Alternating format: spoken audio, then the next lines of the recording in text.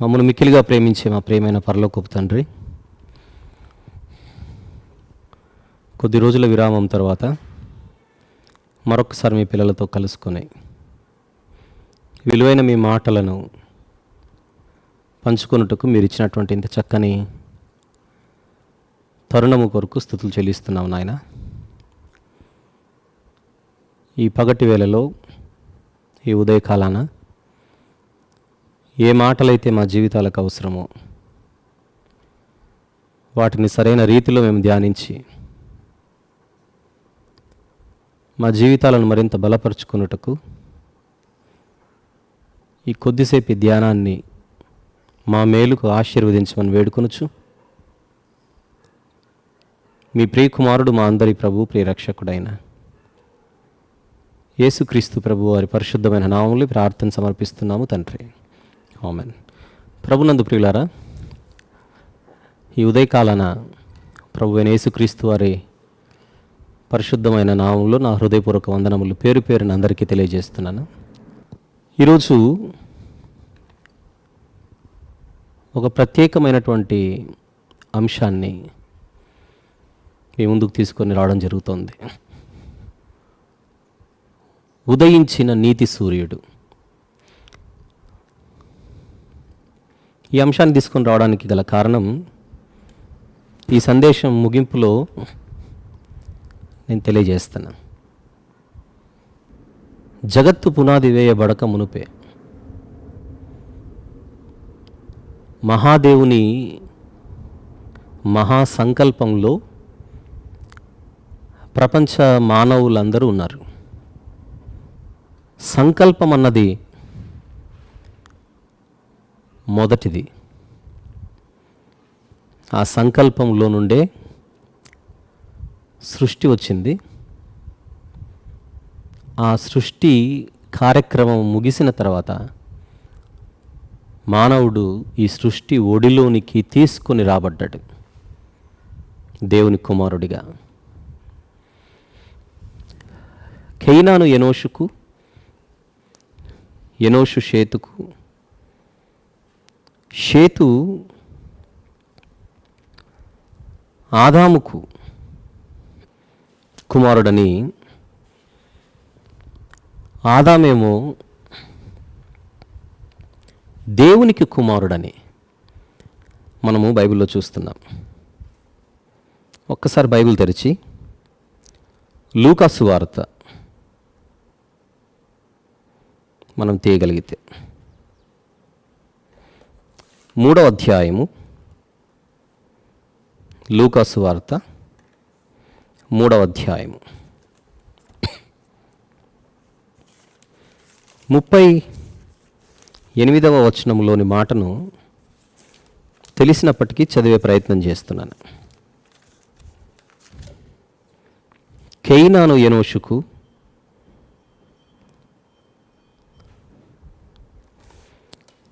ఎనోషు షేతుకు, షేతు ఆదాముకు. ఆదాము దేవునికి కుమారుడిగా కనబడుతున్నాడు. కానీ దేవుని కుమారుడిగాను దేవుని కుమార్తెగాను లోకములోనికి ప్రవేశించిన నరులు అనగా ఆదాము హవ్వమ్మలని కాదు, స్త్రీ పురుషులు, స్త్రీ జాతి పురుష జాతి అనతి కాలంలోనే దేవునికి దూరమై మేము దేవుని పిల్లలము అన్న సంగతే మర్చిపోయి అపవాది పిల్లలుగా మారిపోయి ఒక చీకటి సామ్రాజ్యానికి అధినేత అయినటువంటి అపవాది బాణాలకు ప్రారంభం నుండి మనుషులు బలైపోతూ వచ్చారు. అప్పటి నుంచి ఏదేని వనంలో తప్పు జరిగినప్పటి నుంచి దేవుని వెలుగుతో నిండి ఉండవలసినటువంటి లోకం కాస్త చీకటి శక్తి యొక్క ప్రభావానికి లోనవుతూ వస్తుంది. కానీ దేవుని అనాది సంకల్పంలో మనుషులు ఎప్పుడు కూడా వెలుగు సంబంధికులుగా ఉండాలన్నది దేవుని కోరిక. కానీ ఏ రోజు కూడా మేము చీకటిలో ఉన్నాము, చీకటిలో ప్రయాణం చేస్తున్నాము, మేము చీకటిలో నుండి వెలుగులోనికి రావాలి అనేటువంటి ఆలోచన మనుషులకు దాదాపుగా కరువై బ్రతుకుతున్నటువంటి భయంకరమైన పరిస్థితులలో దేవుడు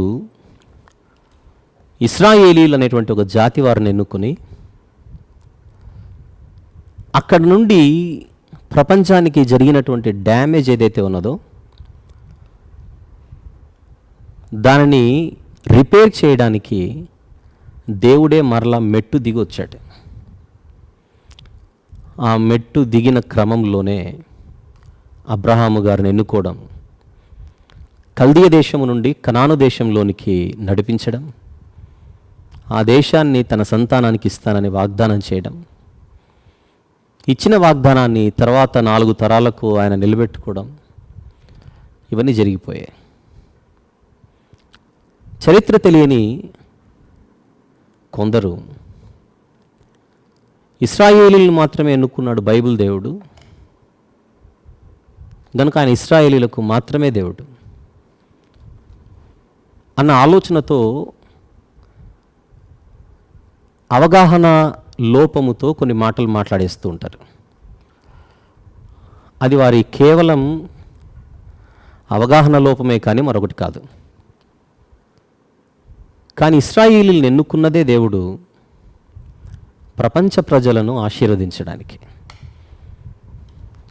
ఆ ఇశ్రాయేలీలలో నుండి లోకరక్షకుడైన యేసుక్రీస్తు ప్రభు అనే తన ప్రియకుమారుణ్ణి తీసుకొనొచ్చి లోక కళ్యాణం కోసం ఆయనను బలి చేయడానికి జగదుత్పత్తి మొదలుకొని వధింపబడిన గొర్రెపిల్లగా యేసుక్రీస్తు ప్రభువుని తండ్రి అయిన దేవుడు నియమించి నడిపించాడు. అయితే ఇక్కడ ఇశ్రాయేలీల గురించి నేను మాట్లాడుతున్నాను కనుక 12 గోత్రాల వారైనటువంటి ఇశ్రాయేలీలు చరిత్రలో రాజుల కాలం వచ్చేసరికి దారి తప్పి జీవము గల నిజదేవుని విడిచిపెట్టి మిగిలినటువంటి అపవిత్ర సాంప్రదాయాలతో అంటుకట్టబడి వారిని వారు అపవిత్రులు చేసుకున్నారు. 12 గోత్రాల వారు. రాజ్య విభజన జరిగిన తర్వాత పేరుకు మాత్రమే ఇశ్రాయేలీలు కానీ ఉత్తర ప్రాంతపు వారు, పేరుకు మాత్రం వారు ఇశ్రాయేలీలే కానీ వారు మిశ్రితమైపోయి అన్యజనులతో ఏకమైపోయి దేవుడిచ్చినటువంటి ప్రత్యేక హోదా ఏదైతే ఉన్నదో వాళ్ళకి, దానిని వారు కలుషితం చేసుకున్నారు.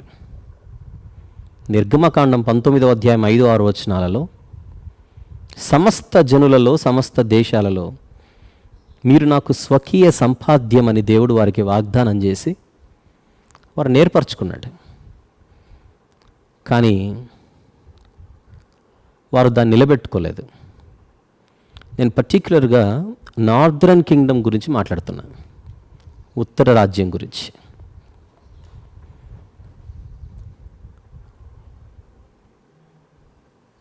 ఆ ఉత్తర రాజ్యంలో ప్రత్యేకించి యోర్దాను నదికి నార్త్ ఈస్ట్, కొంచెం నార్త్ వెస్ట్ కూడా, అల్టిమేట్గా ఉత్తర భాగం, యోర్దాను నదికి ఉత్తర భాగం. ఆ యోర్దాను నదికి ఉత్తర భాగంలో గలిలయ ప్రాంతం ఉంటుంది. ఆ గలిలయ ప్రాంతం జెబూలూను గోత్రం వారు, నఫ్తాలి గోత్రం వారు, అలాంటి వారికి దేవుడు ఆ భూభాగాన్ని ఇచ్చాడు. కానీ ఎక్కడో గలిలయ ప్రాంతం అంటే వాళ్ళకి యెరూషలేము దూరం. దేవుణ్ణి ఆరాధించడానికి ఒక రకంగా యెరూషలేము దేవాలయం వారికి దూరంగానే ఉంది పాత నిబంధన చరిత్ర ప్రకారంగా. అలాగని రాజ్య విభజన జరిగిన తర్వాత ఇశ్రాయేలీలకు రాజైనటువంటి యరొబాము, మొదటి యరొబాము యెరూషలేముకు వెళితే మరలా రెహబాము తట్టు జనులు మరలిపోతారేమో అనే భయముతో, రాజ్యకాంక్షతో, స్వార్థముతో 2 దూడలను చేయించి బేతేలులో ఒకటి, దానులో ఒకటి ఏర్పాటు చేసి, ఐగుప్తు నుండి మిమ్మల్ని రప్పించిన దేవుడిదే అని వారికి చెప్పి, బోధించి, నమ్మించి, మోసగించి దేవునికి మరింత దూరం చేశాడు. అందుకే యరొబాము గురించి మనం ఎప్పుడు మాట్లాడుకుంటున్నా బైబిల్లో ఇశ్రాయేలీలు పాపము చేయుటకు కారకుడైన యరొబాము అన్న ట్యాగ్తో అతని గురించి చదువుకుంటూ ఉంటాం. దౌర్భాగ్యమైన పరిస్థితి. అయితే ఇప్పుడు నేను మాట్లాడుతున్న యోర్దాను నదికి ఉత్తర భాగం ఏదైతే ఉందో, గలిలయ తీర ప్రాంతాలు, ప్రత్యేకించి వారి గురించి నేను కొద్దిసేపు మాట్లాడాలి కూడా. ఇశ్రాయేలీలలో వారు దేవునికి మరింత దూరంగా ఉన్నటువంటి పరిస్థితి. సరైన మార్గనిర్దేశకం లేక అన్యజనులతో వాళ్ళు కలుషితమైపోయి లేదా మిశ్రితమైపోయి ఆత్మీయ అనాగరికులుగా వారు తయారైపోయారు. అందుకే యూదులు దక్షిణ రాజ్యం, ఉత్తర రాజ్యం వాళ్ళతో సాహసం చేయడానికి వాళ్ళంత మక్కువ చూపించలేదు. తర్వాత వారు కలుషితం అయిపోయారు అనేది వాళ్ళ యొక్క భావన. అందుచేత యేసుక్రీస్తు ప్రభు యూదా గోత్రపు సింహంగా రావాలి గనుక ఆ యూదులు మాత్రం జాగ్రత్త పరచబడుతూ బబులోను చెరలోనికి వెళ్ళినా కూడా, బబులోను చెరలోనికి వెళ్ళినప్పటికీ దేవుడు మరలా 70 సంవత్సరాల కాలం అయిన తర్వాత తీసుకొని వచ్చారు. రావాల్సిన సమయానికి లోకరక్షకుడు ఈ లోకానికి వచ్చాడు. కానీ ఆయన రాకముందే నేను ఇప్పుడు మాట్లాడుతున్న గలిలయ ప్రాంత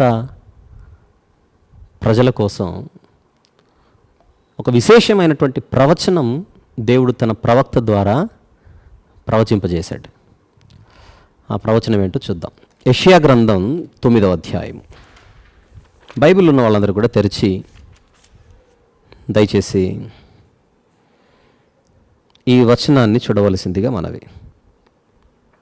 యెషయా గ్రంథము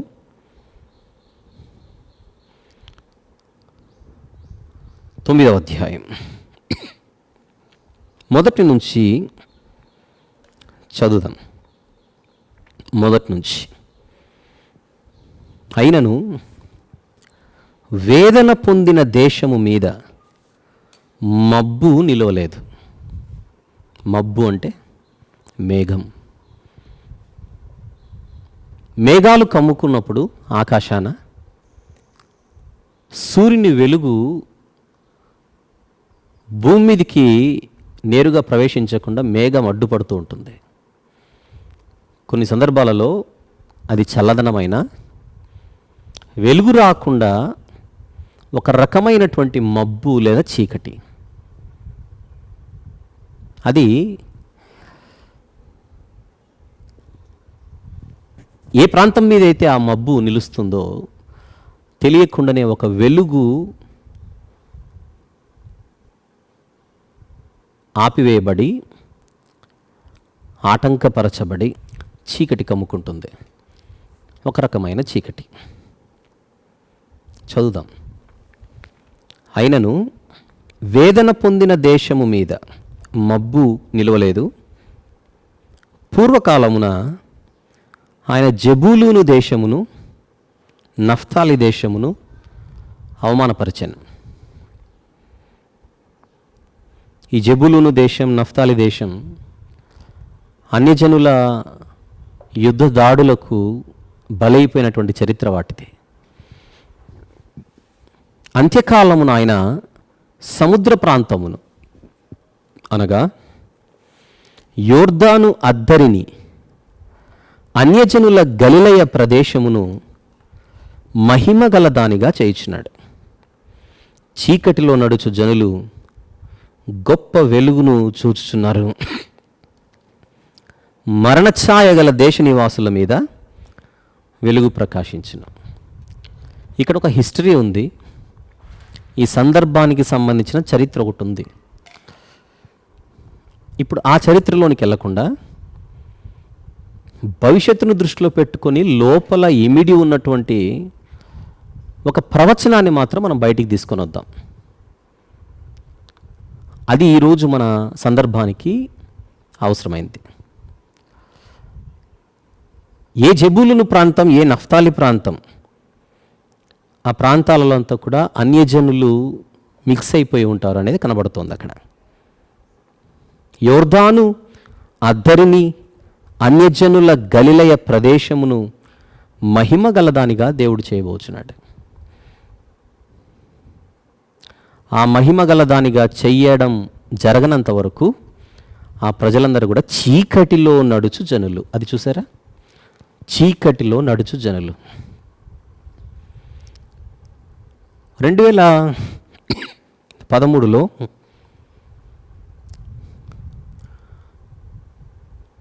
సూర్యుని వెలుగులో చీకటి ప్రపంచం అని ఒక టైటిల్ ఇచ్చి నేను కొన్ని సంగతులు మాట్లాడడం జరిగింది. అట్ ద సేమ్ టైం ఒక 2 సంవత్సరాల గ్యాప్ తర్వాత చీకటి కమ్మినది జలాలక జనాలక అన్న మరొక టైటిల్తో ఈ చీకటి గురించి నేను మాట్లాడడం జరిగింది. అయితే ఎలాగూ ఇక్కడ నేను ప్రస్తావిస్తున్నాను కనుక ఒక చిన్న మాట. మీలో చాలామంది ఎప్పటి నుంచో ఈ మెసేజెస్ ఫాలో అవుతున్నారు కనుక చీకటి కమ్మినది జలాలక జనాలక అని 3 పార్ట్స్ ఉంటాయి. అందులో 3వ పార్ట్ అనేది మాకు వీడియో మిస్ అయింది, యూట్యూబ్లో కూడా మిస్ అయింది. ఒకవేళ ఎవరైనా కూడా డౌన్లోడ్ చేసుకొని ఉంటే వీడియో కుదిరితే మాకు కొంచెం పంపే ఏర్పాటు చేయండి. చీకటి కమ్మినది జలాలక జనాలక అనేటువంటి టైటిల్తో 3వ రోజు వీడియో మిస్ అయింది. చాలా మంచి సందేశం అది. ఎవరైనా డౌన్లోడ్ చేసి ఉంటే కొంచెం మాకు పంపించే ఏర్పాటు చేయండి. ఈ 2 అంశాలను ఎందుకు ఇక్కడ కోట్ చేశాననగా, సూర్యుడు అస్తమించిన తర్వాత ఈ ప్రపంచాన్ని చీకటి కమ్ముకుంటుంది. మరలా సూర్యుడు ఉదయించిన తర్వాత చీకటి వెళ్ళిపోయి వెలుగు వస్తుంది. బాగుంది. కానీ ఈ చీకటి అంటే జనరల్గా మనం భయపడుతూ ఉంటాం. రాత్రి అనగానే పగటి వేళ ఉన్నంత ధైర్యం మనకు చీకటి రోజున, చీకటి రాత్రిపూట మనకు అంత ఉండదు. ఏ మాటకు ఆ మాట మాట్లాడుకుంటే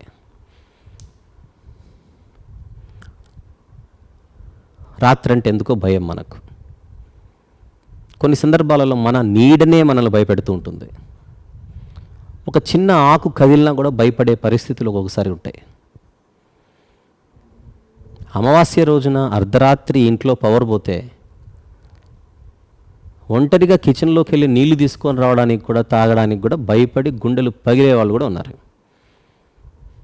నాకు భయం లేదని చెప్పినా టైం వచ్చినప్పుడు మాత్రం ఆ భయం బయటపడుతుంటుంది. కానీ నిజానికి ఆ చీకటి పెద్ద ప్రమాదమైంది కానే కాదు. మహా అంటే విషపురుగులు ఏమైనా మన కంటికి కనపడకుండా ఉంటే వాటి వల్ల మనకు ప్రమాదం ఉండొచ్చే, కానీ ఆ చీకటి మనల్ని ఏం చేయదు. అది మీరు గమనించాలి. సమస్య చీకటితో కాదు. చీకటిలో ఏవైనా విషపురుగులు తిరుగుతుంటే, హానికరమైనవి తిరుగుతుంటే వాటి వల్ల మనకు ప్రమాదం ఉందేమో, కానీ చీకటి వలన కాదు. అందుచేత ఏ చీకటికైతే మనం భయపడకూడదో ఆ చీకటికి మనం భయపడుతున్నాం. అయితే బైబిల్లో కొన్ని ఆలోచనాత్మకమైనటువంటి సంగతులు మనం గమనించగలిగితే, యోహాను గారు రాసిన మొదటి పత్రిక ఒకసారి 6వ వచనం చూద్దాం. మొదటి అధ్యాయం, యోహాను గారు రాసిన మొదటి పత్రిక మొదటి అధ్యాయం 6వ వచనం. ఆయనతో కూడా సహవాసము గలవారమని చెప్పుకొని చీకటిలో నడిచిన ఎడల మనం అబద్ధమాడుచు సత్యమును జరిగింపకయుందుము. దేవునితో సహవాసము గలవారమని చెప్పుకొని చీకటిలో నడిస్తే ఏమిటి చీకటి? ఏ చీకటిది? 2వ అధ్యాయానికి వద్దాం. 9వ వచనాన్ని మనం చూడగలిగితే, 9, వెలుగులో ఉన్నానని చెప్పుకొనుచు తన సహోదరుని ద్వేషించువాడు ఇప్పటి వరకును చీకటిలోనే ఉన్నాడు. గమనిస్తున్నారా? వెలుగులో ఉన్నానని చెప్పుకొనుచు తన సహోదరుని ద్వేషించువాడు ఇప్పటి వరకును చీకటిలోనే ఉన్నాడు. అంటే సహోదరుని ద్వేషించేవాడు ఒక చీకటిలో ఉన్నాడని. ఆ చీకటి సాయంత్రం సూర్యుడు వెళ్ళిపోయిన తర్వాత వచ్చే చీకటి కాదని అర్థం ఇస్తోంది. గమనించాలి. ఎందుకు? సహోదరుని ద్వేషించేవాడు రాత్రిపూటే ద్వేషిస్తాడా? నిజానికి చెప్పాలంటే రాత్రి వేళ పడుకుంటాడు, మర్చిపోతాడు. ద్వేషించేది మేలుకున్నప్పుడు ఆ భావన మనకు గుర్తుండేది. ఆ మేలుకోవడం అనేది పగలే జరిగేది ఎక్కువ శాతం. పగటి వేళ ఒక వ్యక్తిని ద్వేషిస్తుంటే వాక్యం చెబుతోంది ఆ వ్యక్తి చీకటిలో ఉన్నాడు. సూర్యుడున్నాడుగా, సూర్యుని వెలుగుందిగా అని అంటే సూర్యుని వెలుగున్న ప్రపంచం అంతా తనకు తెలియకుండా ఒక చీకటిలో మగ్గిపోతోంది అని అర్థం. 11వ వచనం చూద్దాం. అదే 2వ అధ్యాయం 11వ వచనం. తన సహోదరుని ద్వేషించువాడు చీకటిలో ఉండి చీకటిలో నడుచుచున్నాడు. చీకటి అతని కన్నులకు గ్రుడ్డితనము కలుగజేశాను కనుక తానెక్కడికి పోవుచున్నాడో అతనికి తెలియదు. ఇది అతని పరిస్థితి. అందరితో తిరుగుతూ ఉంటాడు. సూర్యుని వెలుగులోనే జీవనం సాగుతుంటుంది. కానీ బైబిల్ ఇస్తున్నటువంటి ఒక అద్భుతమైనటువంటి సత్యం, దృశ్యం, వాస్తవం, ఈ ప్రపంచం సూర్యుని వెలుగులో ఉన్న ఒక చీకటి ప్రపంచం. ఇది సూర్యుని వెలుగులో ఉన్న ఒక చీకటి ప్రపంచం. రాత్రిపూట వచ్చే చీకటి వెళ్ళిపోవాలంటే ప్రతిరోజు వచ్చే సూర్యుడు ఉదయిస్తే చాలు. ఈ సూర్యుడు రాత్రివేళ మన కంటికి కనబడే చీకటిని పారద్రోలగలడు. కానీ పగలు, ద్వేషాలు, ప్రతీకారాలు, అసూయలు ఇలాంటి వాటన్నిటితో నిండిపోయిన మనుషులు మరొక ప్రమాదకరమైనటువంటి చీకటిలో ఉన్నారు అని మన కళ్ళ ముందు కనబడుతుంటే ఆ చీకటిలో నుండి మనుషులను బయటికి తీసుకొని రావడానికి ఈ సూర్యుడు సరిపోడు.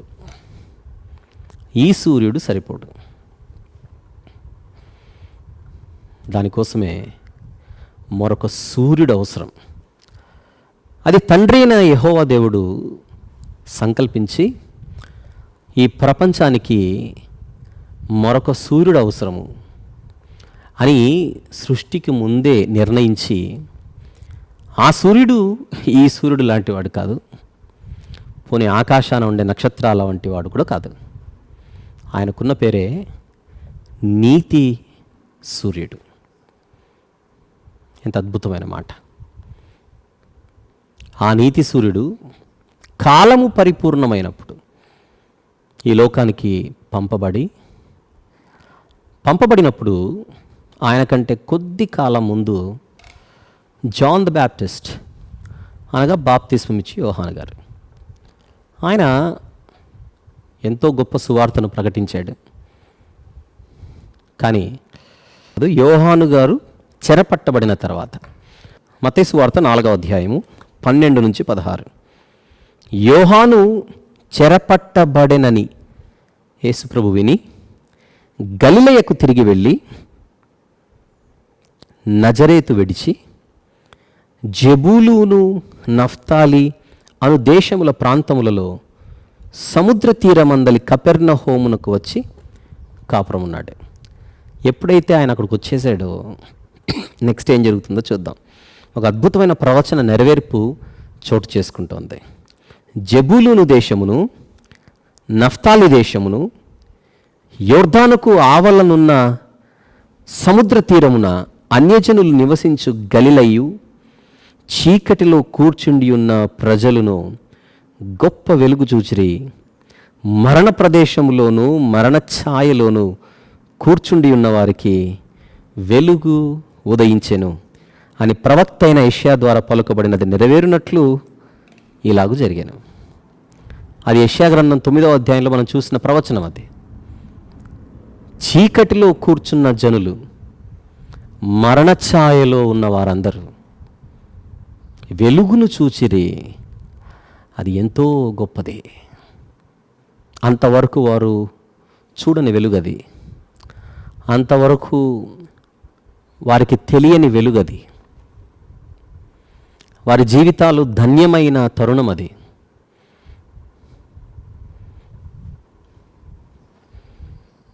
కలిగి ఉన్నదేదియు ఎవరు లేకుండా కలుగలేదు.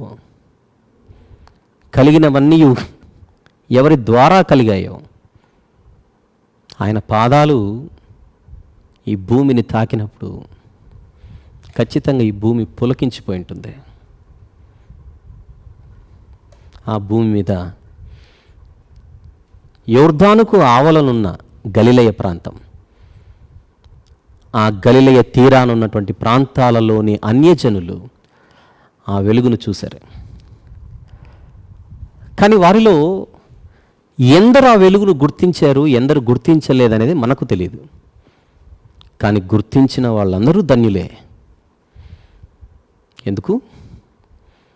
ఉదయించేను నీతి సూర్యుడు గ్రహించితే ఎవరైనా ధన్యులే.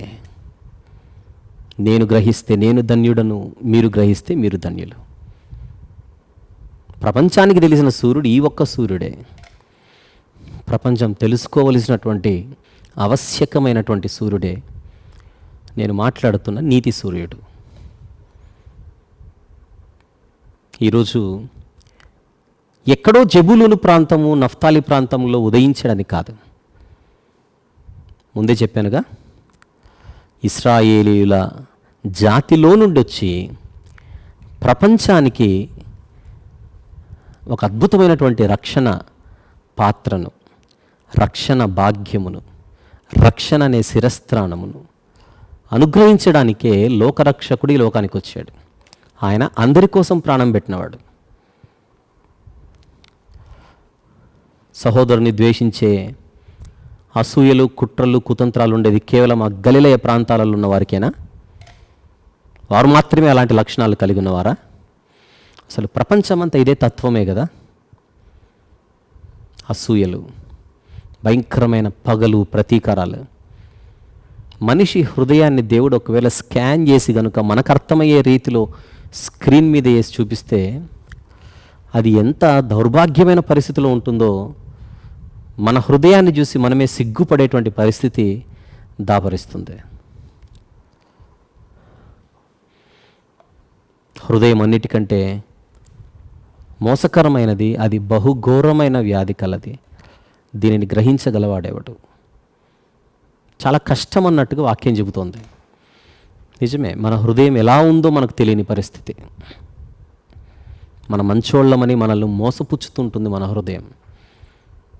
కానీ చీకటి గుణాలతో నిండిపోయి మగ్గిపోయి వెలుగు లేక మహోన్నతుడైన దేవుని కంటికి చీకటి మయమై మన హృదయము అంధకారంలో ఉండగా ఆ పరలోకపు మహాదేవుడే పిలుపునిస్తూ, మీ అందరి జీవితాలలో నేను ఈ నీతి సూర్యుడిని ఉదయింపజేయాలని ఆశపడుతున్నాను.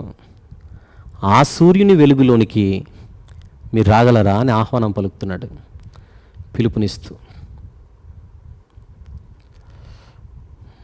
వాక్యము శరీరధారి అయి కృపాసత్య సంపూర్ణుడిగా మన మధ్య నివసించెను. ఆ వాక్యమే వెలుగు.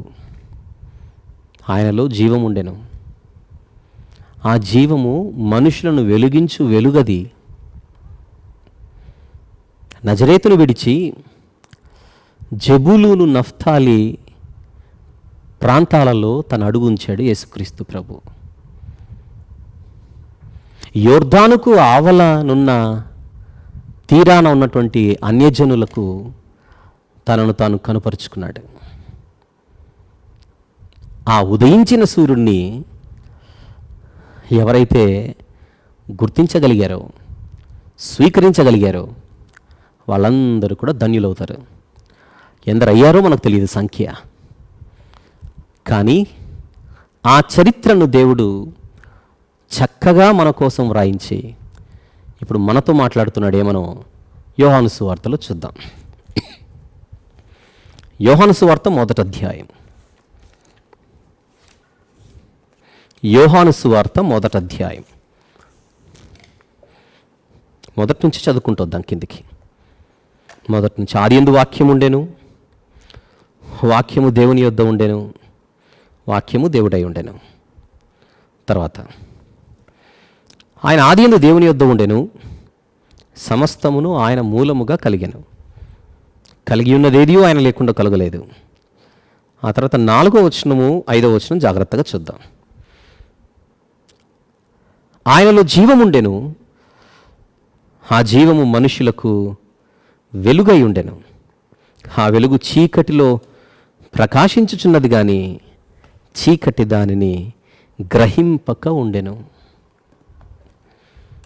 ఇది మనుషులందరి స్థితి గురించి మనం ఆలోచన చేయవలసినది. తనలోని జీవమే మనకందరికీ వెలుగై ఉన్నది. దానిని గ్రహిస్తేనే మనందరం కూడా చీకటిలో నుండి బయటికి రావచ్చు అన్న కాన్సెప్ట్ కనబడుతుంది. ఈ వెలుగును గుర్తించకపోతే ఎలా? రాత్రివేళ పవర్ లేకపోతే ఖచ్చితంగా మనం ఏదో ఒక టార్చ్ని మనం వెలిగించుకొని ఆ దీపపు వెలుగుతో, టార్చ్ వెలుగుతో మనము పనులు చేసుకుంటాం. వెలుగు లేని సమయాన్ని మనం ఊహించుకోలేం. వెలుగు లేని సమయాన్ని మనం భరించలేం. కానీ ఆత్మీయ చీకటి గురించి, ఆత్మీయ వెలుగు గురించి దేవుడు తన భక్తుల ద్వారా ఇంత లోతైన సంగతులు రాయించినప్పుడు మనమందరం ఆ చీకటిని, ఆ వెలుగును గుర్తించకుండానే చనిపోతే ఎంత భయంకరమైన పరిస్థితి. ఒక్కసారి మనందరం కలిసి ఆలోచించాలి కూడా. బాగానే ఉన్నా, నేను అంత హ్యాపీగానే ఉంది అని అనుకుంటూ ఉంటాము. కానీ ఏ క్షణాన ఈ గుండె చప్పుడు ఆగిపోతుందో, ఆ గుండె చప్పుడు ఆగిన తర్వాత ఆత్మ శరీరాన్ని విడిచిపెట్టి బయటికి వచ్చిన తర్వాత అప్పుడు ఆ ఆత్మకు తేలిపోతుంది, నేను ఇంతకాలం వెలుగులో బ్రతికానా, చీకటిలో బ్రతికానా అని. క్రీస్తు లేని జీవితం, వెలుగు సంబంధమైన జీవితం ఎలా అవుతుంది? నేను లోకానికి వెలుగై ఉన్నాను అంటున్నాడు యేసుప్రభు. నేను లోకానికి వెలుగై ఉన్నాను. వెలుగై ఉన్నటువంటి ఆయనను ఎవరినో పక్కన పెట్టండి. ఈరోజు ఈ వాక్యం వింటున్న మీలో ఇంకా ఎవరైనా కూడా స్వరక్షకుడిగా స్వీకరించకుండా కాలాన్ని అలా గడిపేస్తున్నారేమో. మారు మనసు పొంది పాపక్షమాపణ నిమిత్తం నేను బాప్తిస్మం తీసుకోవాలి, నా హృదయాన్ని నేను కడుక్కోవాలి, పిట్టలు రాలిపోయినట్టుగా ప్రతిరోజు మనుషుల ప్రాణాలు రాలిపోతుంటే నా వంతు ఎప్పుడొస్తుందో అని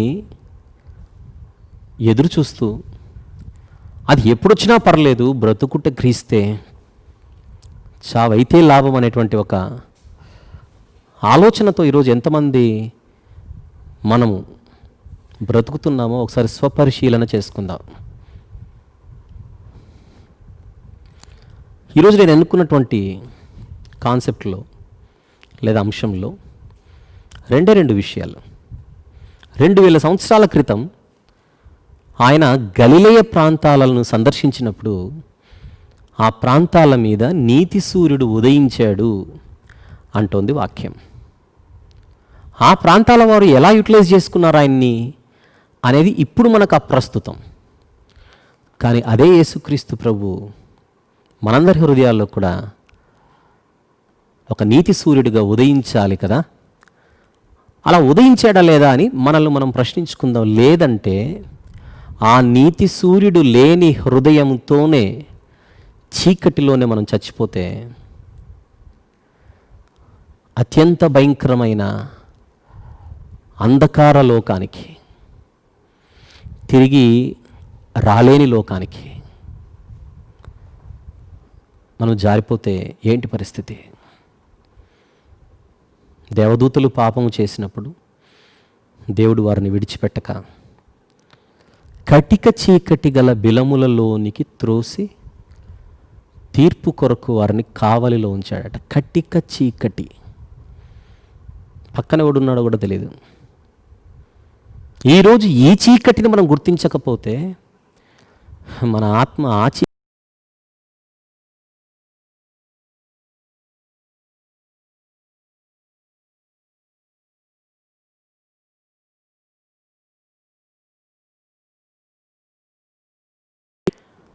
తెలియని ఈ చీకటి, ప్రపంచానికి తెలియని ఈ వెలుగు, ఈ రెండిటి గురించి మనము ఖచ్చితంగా ప్రతిరోజు నెమరు వేసుకుంటూ జీవించాలి. అదే చీకటిలో ఉన్న ప్రజలందరూ, మరణఛాయలో ఉన్న వారందరూ వెలుగునే చూచిరి, అది ఎంతో గొప్పది. ఉదయించెను నీతి సూర్యుడు, గ్రహించితే నీవు ధన్యుడు.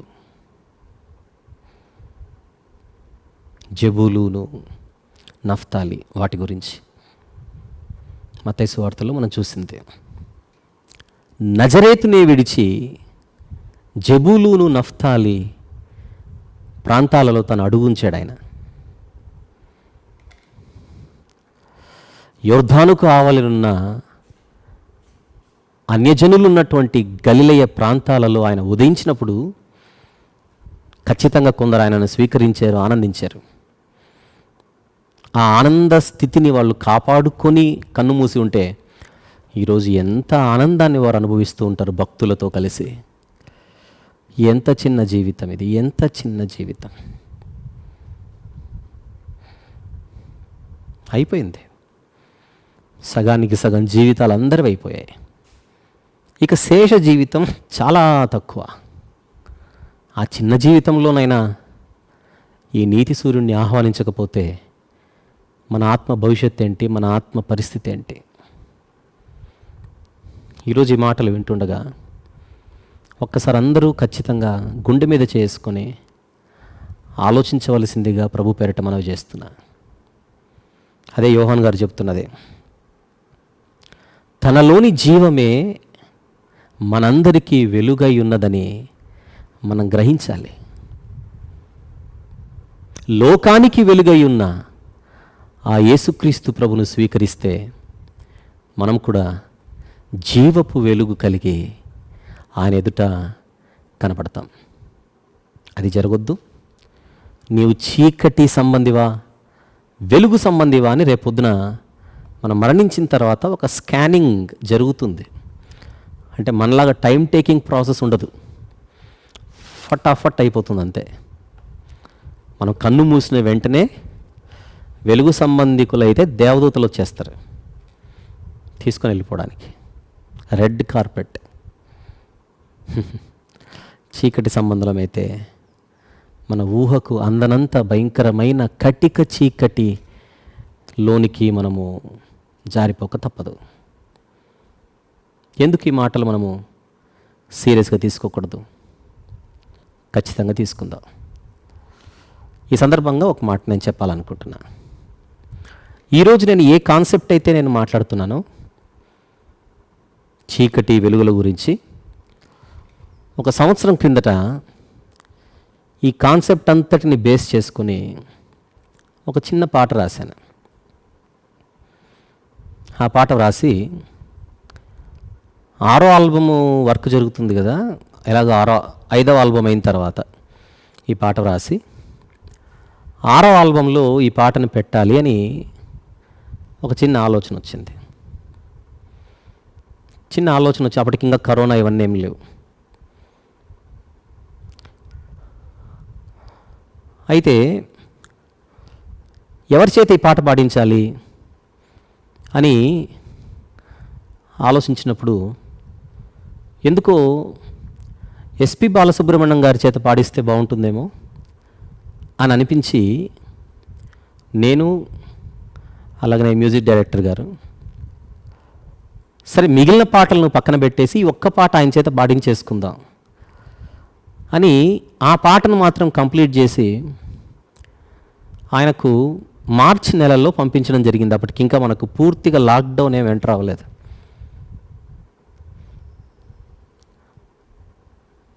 మార్చ్ 18, 19 పంపించినట్టు గుర్తు నాకు.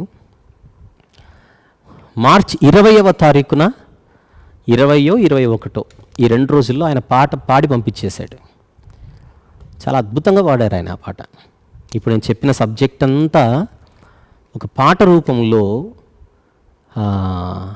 దాన్ని తీసుకొని రావాలన్న ఆలోచన వచ్చినప్పుడు బాలుగారి చేత ఆ పాట పాడించడం జరిగింది. సరే ఆయన పాట పాడేశారు కనుక మిగిలిన పాటలపైన వర్క్ చేద్దాం అని మేము అనుకుంటుండగా ఈ లోపల కరోనా వచ్చేసింది. కరోనా రాగానే మ్యూజిక్ డైరెక్టర్ గారు నన్ను ఏమడిగారంటే, అన్న మనం 6th ఆల్బమ్ వేరేది అనుకున్నాం కానీ ఈ కరోనా గనుక కొంచెం మహమ్మారిపై లేదా కరోనాపై కొంచెం మంచి కాన్సెప్ట్తో పాటలు రాస్తే బాగుంటుందేమో అంటే, ఏ పాటలైతే మేము 6వ ఆల్బంలో అనుకున్నామో వాటన్నిటినీ పక్కన పెట్టి మరల కొత్తగా కరోనా గురించి కరోనా కాన్సెప్ట్ని తీసుకొని నూతనంగా కొత్త పాటలు రచించి స్వరపరిచి తగిన సంగీతాన్ని సమకూర్చి అవి మీ ముందుకు తీసుకొని రావాలన్న ఉద్దేశంతో అనుకున్న సమయానికి 6వ ఆల్బమ్ రాకుండా కొంచెం ఆలస్యమైంది. కానీ ముందే అనుకున్నాం ఈ ఆల్బంలో కరోనా కాన్సెప్ట్తో నడిచే ఆల్బమ్ అయినా ఈ పాట మాత్రం అందులో ఉంచేద్దాం, ఆల్రెడీ పాడేశారు కదా అని అనుకున్నాం. ఆ పాట అయితే సిద్ధంగా ఉంది. మిగిలిన పాటలు కూడా దాదాపుగా పూర్తయ్యాయి. ఒక 2 పాటలు మాత్రం పాడించాలి, అవి కూడా పూర్తయిపోతాయి.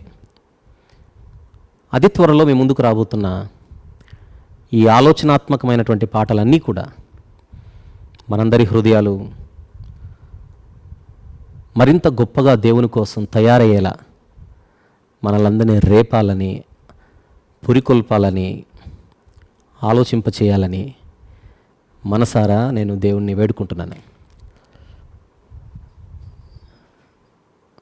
ఇంతకుముందు కూడా 5వ ఆల్బంలో టైటిల్ సాంగ్ కూడా బాలుగారే పాడారు. సంబంధాలే పంచుకుంటూ వచ్చావు, అనుబంధాలే తెంచుకుంటూ వెళ్ళావు,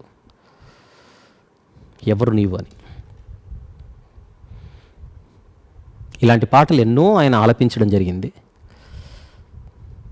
ఆ పాటల ప్రభావం ఆయన జీవితంపై ఎంతుందో మనకైతే తెలియదు, కానీ ఒక వాస్తవం మాత్రం కళ్ళ ముందు కనబడుతుంది, గమనించండి.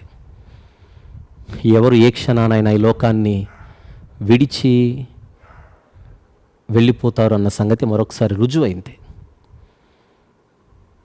ఈ పాట పాడించినప్పుడు ఇప్పుడు నేను మాట్లాడుతున్న కాన్సెప్ట్ చీకటి వెలుగుల గురించి,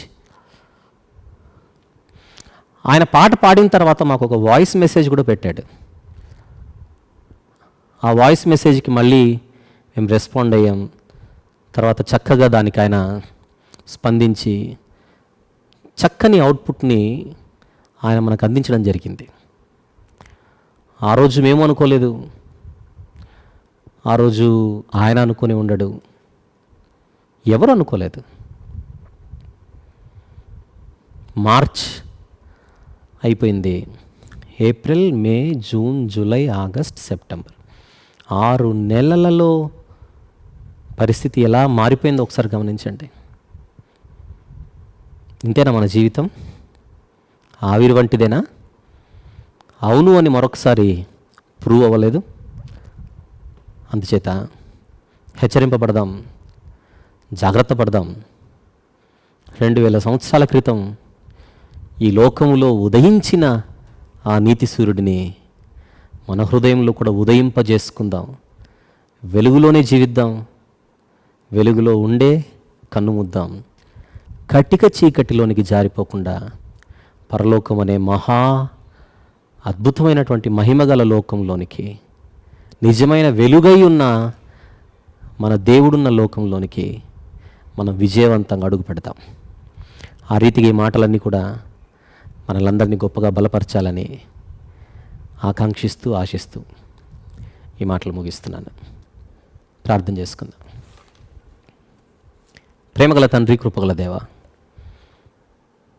వారం రోజుల తర్వాత మరొకసారి మీ పిల్లలతో మాట్లాడటకు మీరు ఇచ్చినటువంటి ఇంత చక్కని సమయమును బట్టి స్తుతులు చెల్లిస్తున్నాం నాయన. ఇంతవరకు వినబడిన ప్రతి మాట కూడా మీ పిల్లలందరి హృదయాల్లో గొప్పగా నిలిచి ఫలించుటకు సహాయం చేయండి.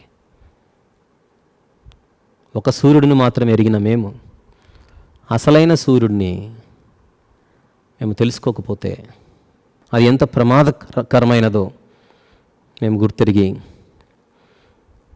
మా మనసులను మేము సిద్ధపరచుకున్నట్టుకు సహాయం చేయండి.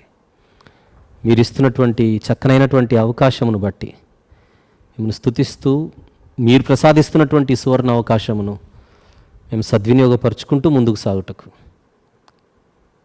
మమ్మల్ని ఇంకా బలపరచమని వేడుకొనుచు,